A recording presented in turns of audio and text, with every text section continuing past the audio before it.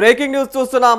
రాష్ట్ర ప్రభుత్వ ఉద్యోగులు పెన్షనర్ల ఆరోగ్య భద్రతకు సంబంధించినటువంటి కొత్త ఆరోగ్య పథకం ఈ నెల నుంచే అమల్లోకి వచ్చే అవకాశం కనిపిస్తోంది. దీనికి సంబంధించినటువంటి కసరత్తులు కూడా ఇప్పటికే ఓ కొలిక్కి వచ్చినట్టుగా కూడా అధికారిక వర్గాలు చెబుతా ఉన్నాయి. మరి ఈ పథకానికి సంబంధించి ముఖ్యమంత్రి రేవంత్ రెడ్డి సోమవారం ఉన్నతాధికారులతో అయితే సమీక్ష నిర్వహించి కీలక నిర్ణయాలు కూడా తీసుకోనున్నట్లుగా కూడా తెలుస్తోంది. మరి ఎంప్లాయీస్ హెల్త్ కేర్ ట్రస్ట్ ద్వారా ఈ పథకం అమలు కానున్న నేపథ్యంలో ట్రస్ట్ కమిటీని ఇవాళ ప్రకటించే అవకాశం ఉందని చెప్పేసి కూడా సమాచారం అందుతోంది. ఇక మరి పథకం మార్గదర్శకాలు కూడా విడుదల చేయవచ్చునని కూడా తెలుస్తోంది.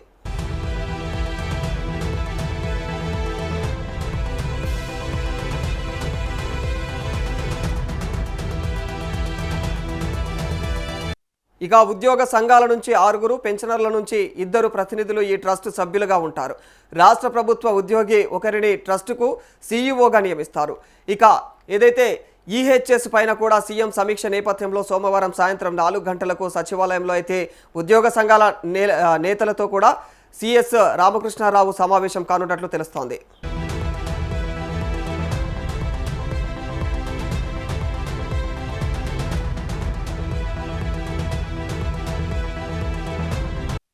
రాష్ట్ర అవతరణ దినోత్సవం సందర్భంగా ఈ నెల 2న సీఎం రేవంత్ రెడ్డి చేతుల మీదుగా ఉద్యోగులకు కొత్త ఈహెచ్ఎస్ కార్డులను పంపిణీ ప్రారంభించనున్నట్లుగా కూడా సమాచారం అందుతోంది. ఇక మరి పరేడ్ గ్రౌండ్స్లో ఏదైతే జరిగే కార్యక్రమం వేదిక పైన 50 మంది ఉద్యోగులకు ఈహెచ్ఎస్ కార్డులు అందజేసే అవకాశం ఉందని కూడా ప్రభుత్వ వర్గాలు తెలిపాయి. మరి ఆ రోజున సాధ్యం కాకపోతే ఈ నెల 10 లోపు కార్డుల పంపిణీ మొదలవుతుందని కూడా వెల్లడించాయి. ఇక కొత్త ఈహెచ్ఎస్ అమలుకు అవసరమైనటువంటి వివరాల సేకరణ ఇప్పటికే కూడా మొదలైపోయింది.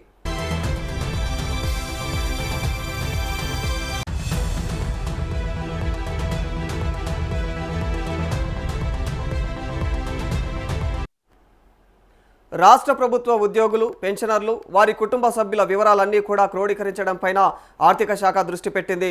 మే 31 లోపు వివరాలన్నింటినీ కూడా అప్లోడ్ చేయాలని చెప్పేసి గతంలోనే అన్ని శాఖలకు సర్క్యులర్ కూడా జారీ చేసింది. మరి ఆ కసరత్తు ఓ కొలిక్కి వచ్చినట్టుగా కూడా సమాచారం అందుతోంది. మరి ఈ వివరాల ఆధారంగానే ఈహెచ్ఎస్ డిజిటల్ హెల్త్ కార్డులు ఇక క్యాష్లెస్ చికిత్స సేవలపైన ప్రభుత్వం చర్యలు తీసుకుంటున్నట్టుగా కూడా తెలుస్తుంది. రాష్ట్రంలో 7.5 లక్షల మంది ఉద్యోగులు పెన్షనర్లు వారి కుటుంబ సభ్యులు దీనితో లబ్ధి పొందనున్నట్టుగా అంచనా వేస్తున్నారు.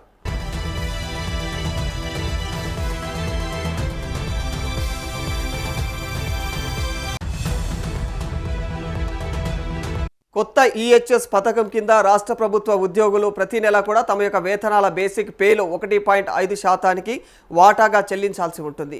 మే నెల వేతనంలో అయితే ఈ మేరకు వాటాను ఆర్థిక శాఖ కట్ చేసినట్లుగా కూడా ఇన్ఫర్మేషన్ ఉంది. మరి అయితే ఈహెచ్ఎస్ అమలు ఇక ఏదైతే ఎంపానల్ చేసినటువంటి ఆసుపత్రులు అర్హత ప్రమాణాలు చికిత్సా ప్యాకేజీలపైన మార్గదర్శకాలు విడుదల చేయకుండా మరి ఇక జీతాల్లో కోత ఎలా పెడతారని చెప్పేసి కొందరు ఉద్యోగుల నుంచి అయితే ప్రశ్నలు వినిపిస్తూ ఉన్నాయి.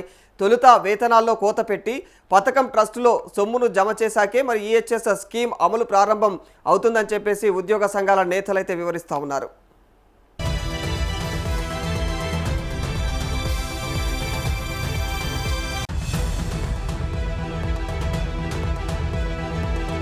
ఈహెచ్ఎస్ పేరుతో ఎటువంటి ముందస్తు విధి విధానాలు ఖరారు చేయకుండానే మే నెల వేతనం నుంచి బేసిక్ పేలో 1.5% అప్రకటిత కోత విధించడంపైనైతే ఉద్యోగ ఉపాధ్యాయ సంఘాలు తీవ్ర ఆగ్రహం వ్యక్తం చేశాయి.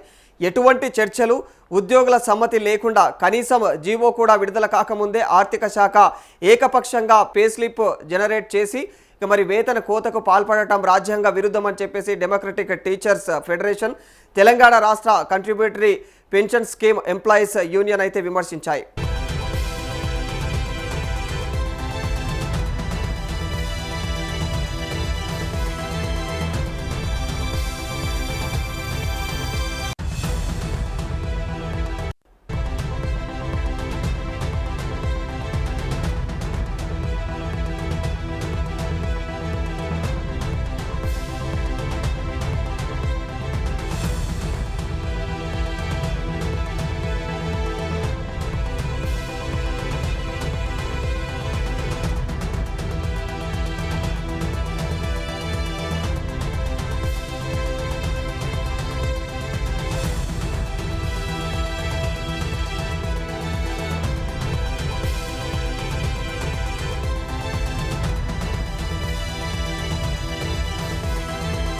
వైద్య చికిత్స అందించే ఆసుపత్రుల జాబితా ప్రకటించకుండా భార్యాభర్తలు పెన్షనర్ల మినహాయింపులపైనైతే స్పష్టం ఇవ్వకుండా కోత విధించడం వల్ల ఉద్యోగులు ఆందోళనకు గురవుతున్నారని డిటిఎఫ్ నేతలు ఎం సోమయ్య, టి లింగారెడ్డి విమర్శించారు.